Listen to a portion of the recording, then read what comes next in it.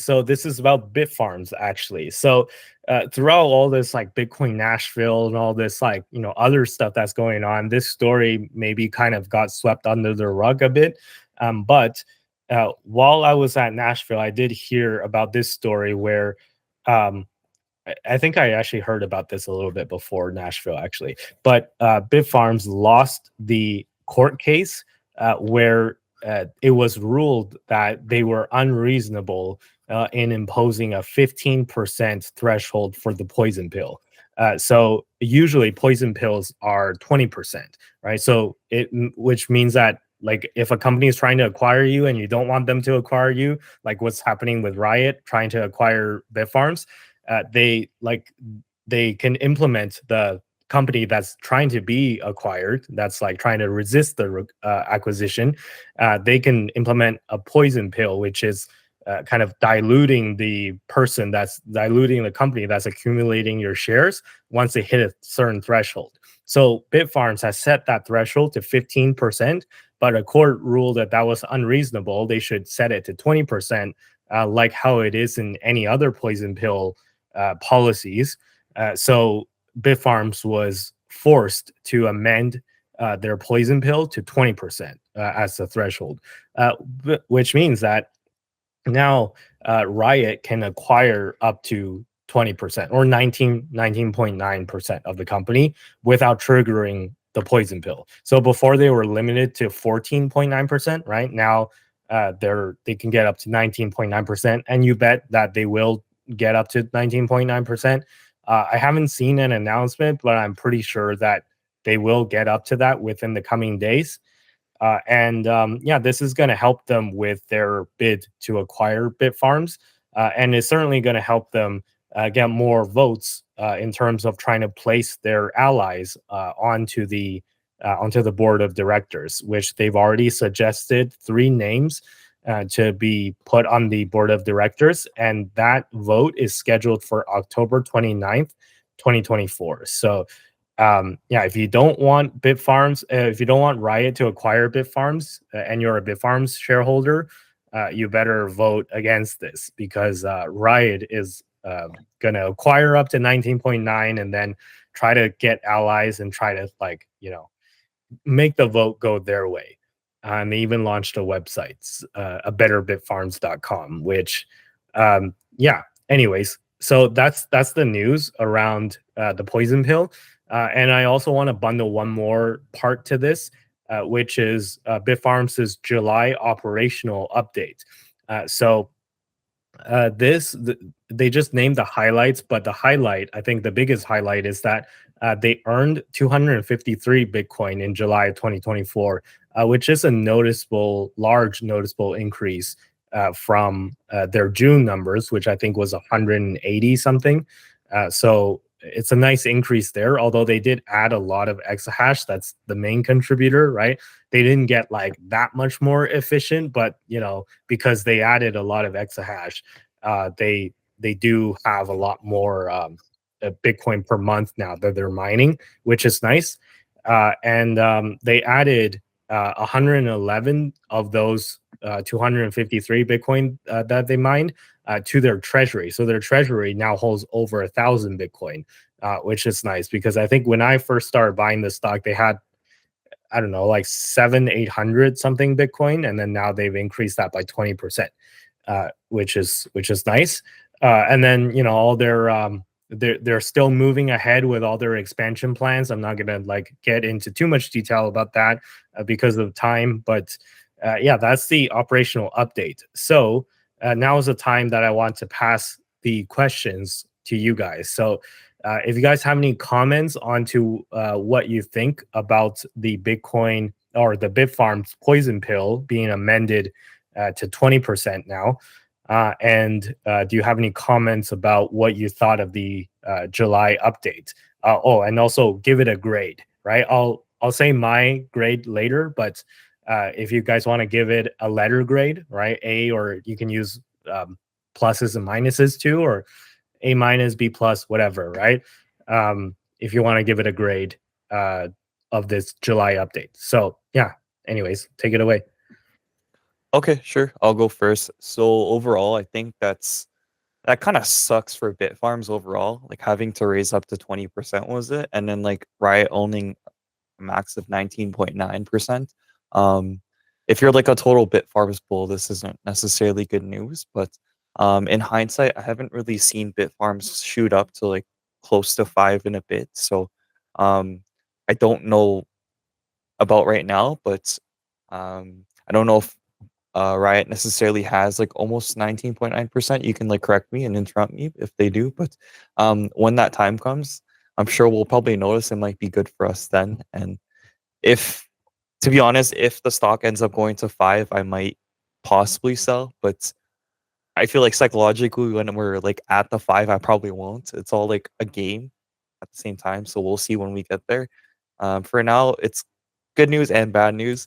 And overall, in terms of like the July 2024 updates, to be honest, it's a solid B plus. I think everything that's happening is supposed to happen, and some like good news is in there, but it's nothing special to be honest. So I don't know if you guys agree with me on that. Tristan can go ahead.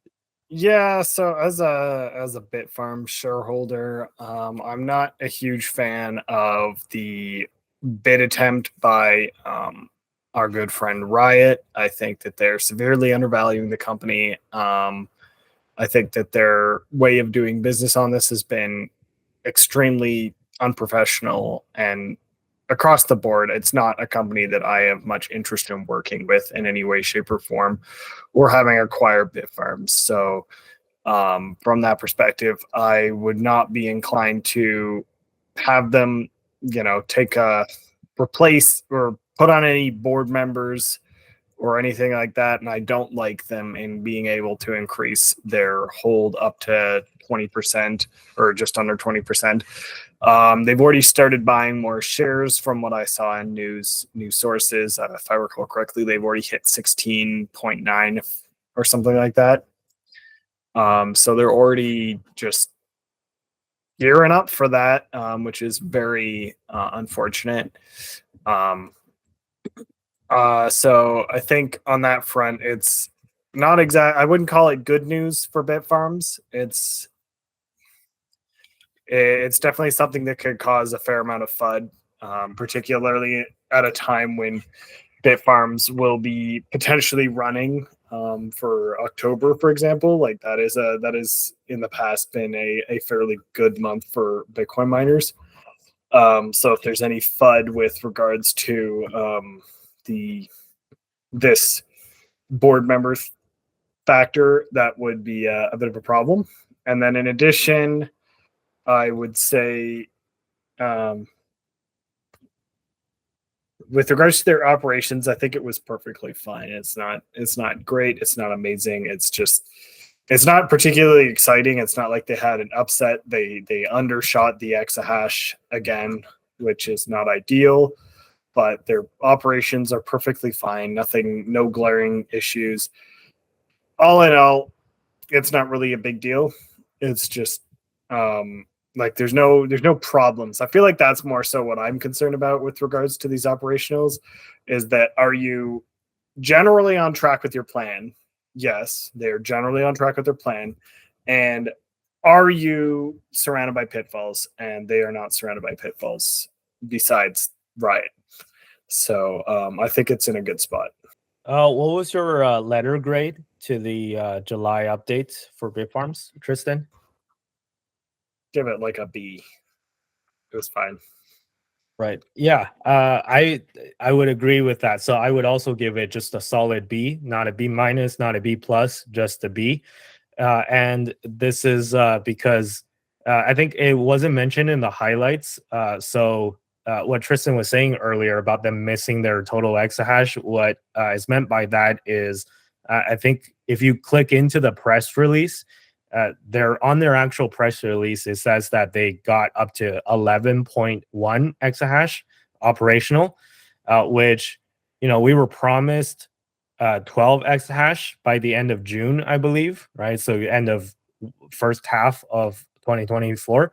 So they didn't miss that target. However, it's not a huge miss.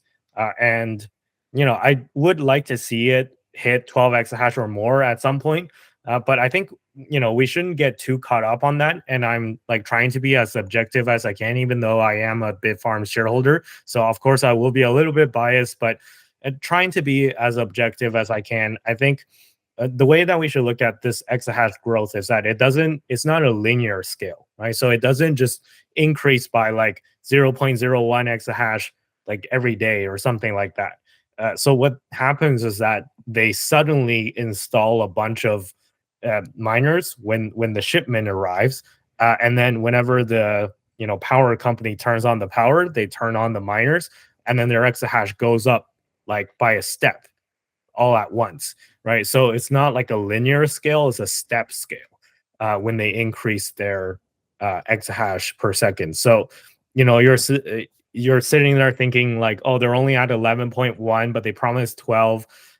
Maybe like by this time next month, they'll be at like 14, right? So like, because they installed a bunch of miners, who knows, right?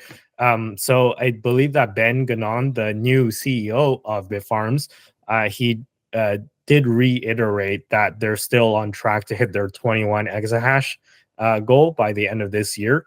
So we're going to hold him accountable to that. I know he's busy. He just had a new kid, apparently.